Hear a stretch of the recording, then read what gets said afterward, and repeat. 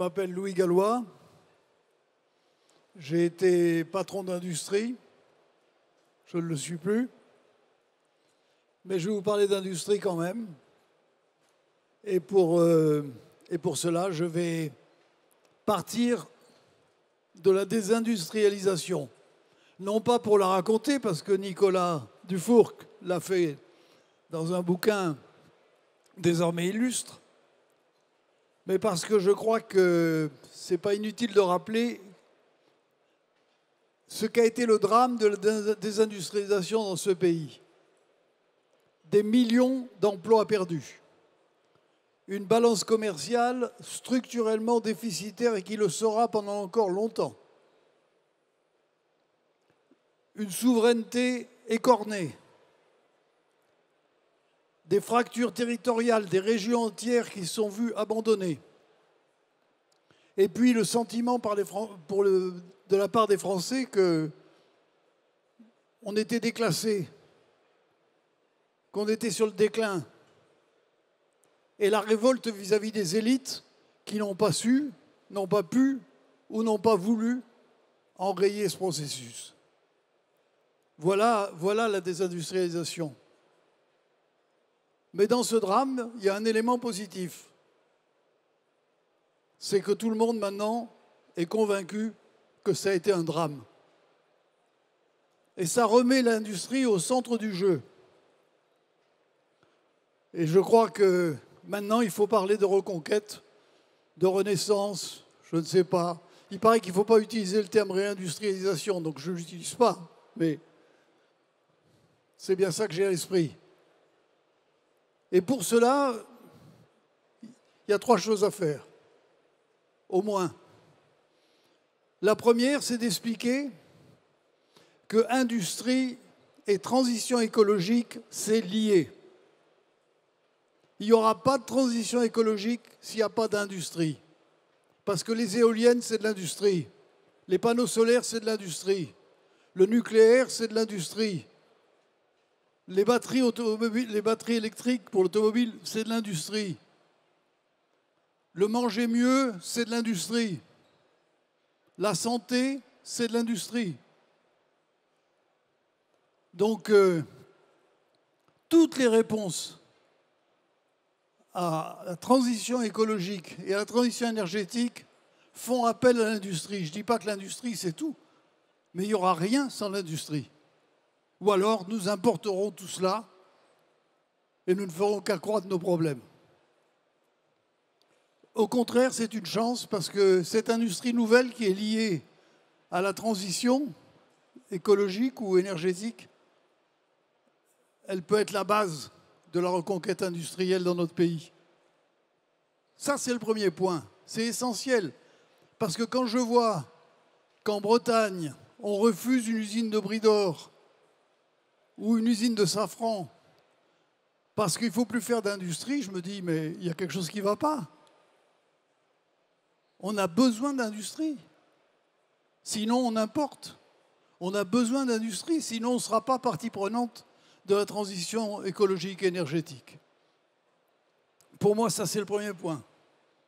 Le second point, c'est qu'il faut donner de la visibilité à de l'action. Depuis une dizaine d'années, il y a des choses qui se font. Il y a des politiques qui sont menées.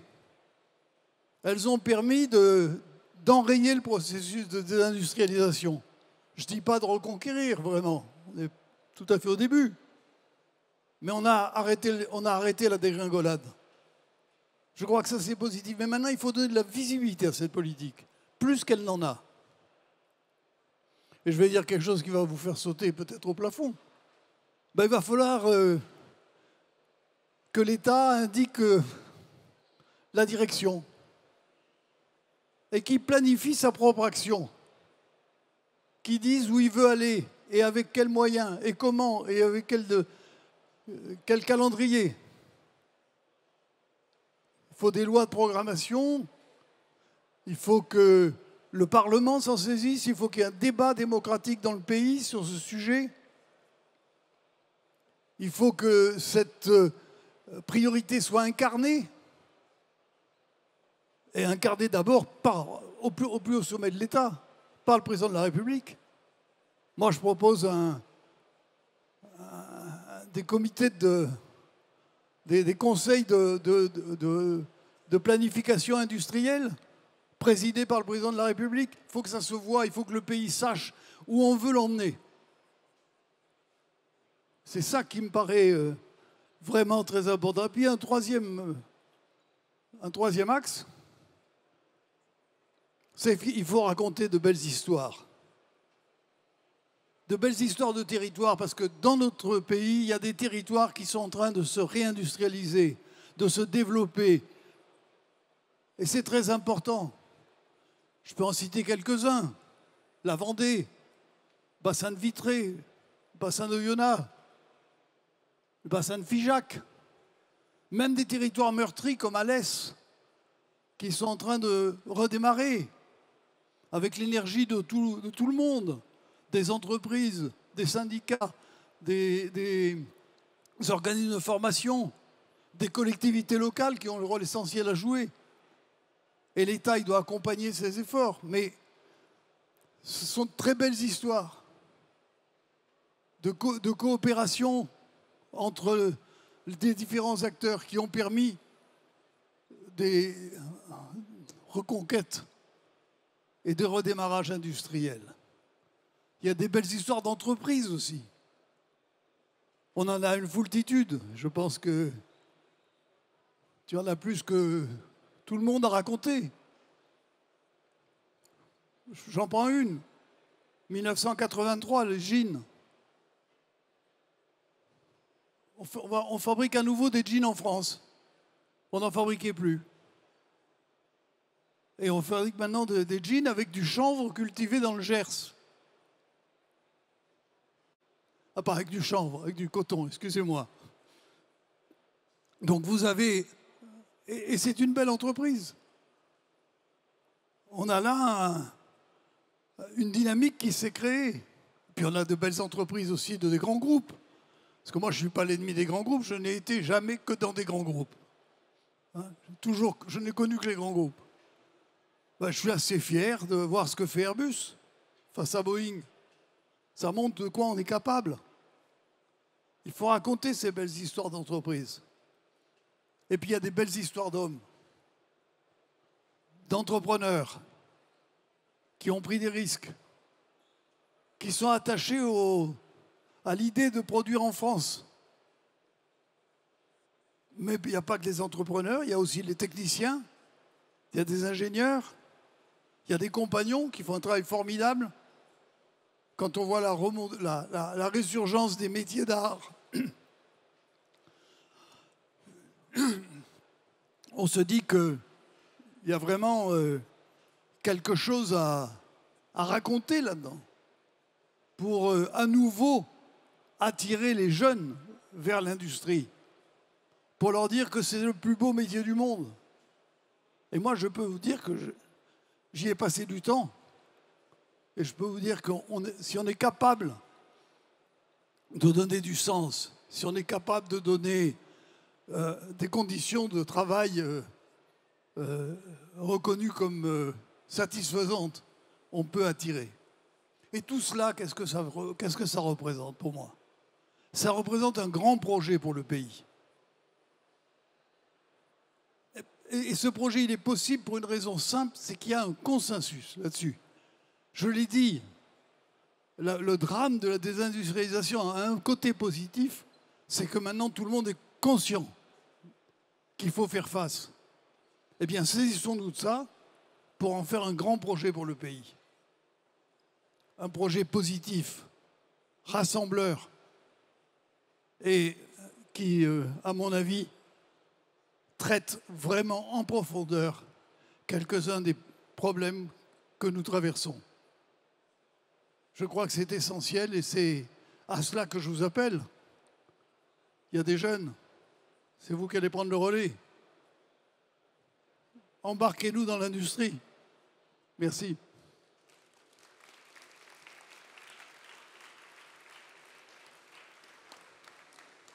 Louis Gallois. On va s'asseoir. Tiens, mets-toi là, je me mets là et on va être rejoints. Bon, Louis a raconté toute l'histoire et évidemment... Oh, mais il y a des beaux uniformes là au premier rang.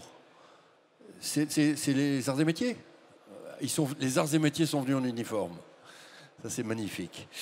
On va faire monter des jeunes. Mais avant ça, je voudrais te poser une ou deux questions sur ton diagnostic, sur ce qui manque encore pour que les choses s'emboîtent proprement, d'une certaine manière. Parce que la boîte à outils française, elle est exceptionnelle.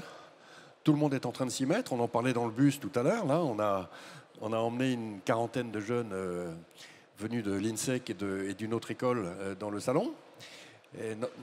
La boîte à outils est exceptionnelle. Il y a quand même pas mal de capitaux. Mais vu de ton observatoire à toi, est-ce qu'il y a des trucs qui manquent encore? Tu as parlé de l'incarnation. Bon, ça c'est clair. Même si France 2030 est quand même un programme presque miraculeux pour la France, 54 milliards d'euros. Sur les 54 milliards d'euros, il doit y avoir 80% d'industrie là-dedans. Hein. Il n'y a aucun pays européen qui fait ça aujourd'hui. Bon, il y a tout le marketing de France 2030 qui est fait. C'est vrai que, tiens, on va poser la question. Levez la main les jeunes qui savent ce que c'est que France 2030. Ah, c'est quand même pas net. Hein. Oui. C'est quand même pas extraordinaire. Voilà. Bon, bah ça répond déjà à ma première question. Mais à ton avis, qu'est-ce qui manque d'autre? Tu l'as dit, de belles histoires, mais aussi de la visibilité. Que l'industrie soit dans les médias, qu'elle soit partout.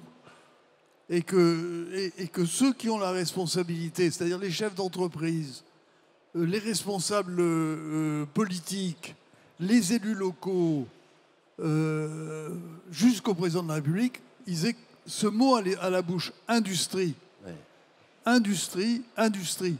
Et que on voit que le pays sache vers quoi on va.